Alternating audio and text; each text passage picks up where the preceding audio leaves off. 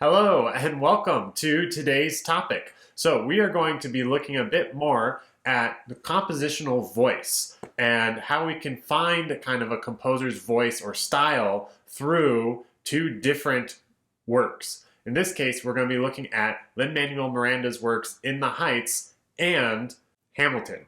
I'm Dr. Zach. Grab a cup of tea and join me.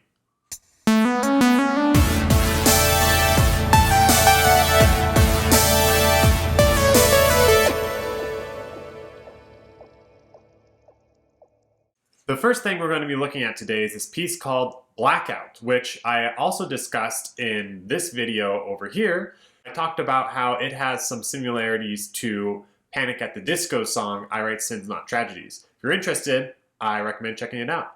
So let's go ahead and listen to this specific part of Blackout. We are somebody better open these goddamn somebody better open these goddamn somebody better Okay, so there's that part. Now let's listen to this song from Hamilton. Why do you assume you're the smartest in the room? Why do you assume you're the smartest in the room?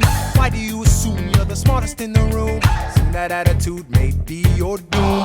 Why do you write like you're running out of time? Write day and night like you're running out of time.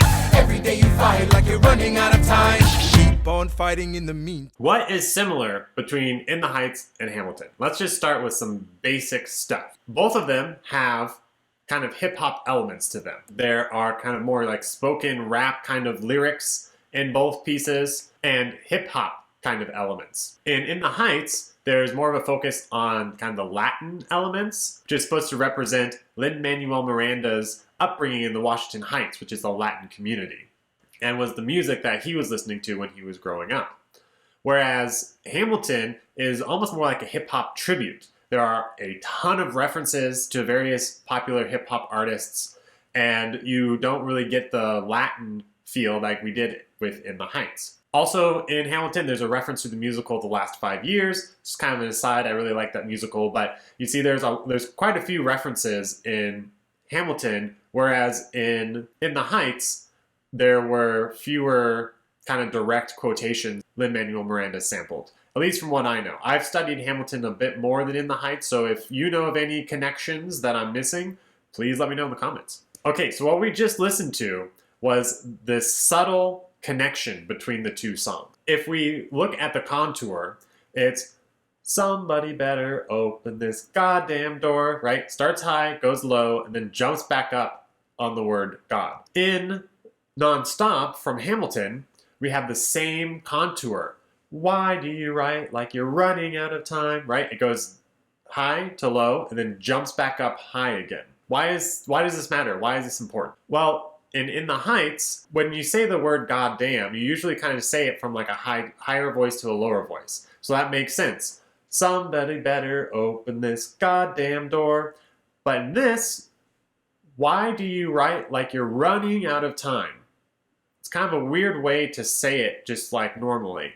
Why do you write like you're running out of time, right? You kind of go towards the end of the sentence when you're speaking it. So this is a more unique setting of the phrase compared to the example from In the Heights. Now, something we can do to even showcase this connection more is to kind of mash the two up. So I'm going to sing the nonstop part while we listen to the song from Blackout. All right, here we go. Why do you write like you're running out of time? Write day and night like you're running out of time. Why do you write like you're running out of time? Running out of time, running out of time. Now, it doesn't line up exactly because that gesture is also used while Aaron Burr is singing in Hamilton, but it's kind of interesting that these two can line up in this way. So if this is a unique pattern for the phrase, right, kind of a different way that we set the words, why do you write like you're running out of time? Why did Lin-Manuel Miranda choose to do this? Well, my theory, this is how the composer has kind of conceptualized something that's intense and or maybe like stressful, right? In the case of In the Heights, somebody better open this goddamn door, right? There's like this kind of intensity to it. And there's the same kind of intensity to the Hamilton song. Why do you write like you're running out of time? right day and night, like you're running out of time, right? It kind of has this driving characteristic. And so my argument is that this is part of the composer's style, how he has chosen to represent this kind of intense emotional push is by having this kind of emotion. There are probably other stylistic things between the two pieces that I haven't talked about today. I just recognized this one and I really wanted to share it with you because I thought it was cool. So even though the genres of In the Heights and Hamilton are different, right? Like one has more of like a Latin focus, whereas the other is kind of a tribute to hip hop. You still get a sense of the composer's style. And I think this is an important thing for anyone who's out there writing their own music. There's this kind of big idea out there that you need to find your own sound, right? Well, chances are you already have your own sound, all right?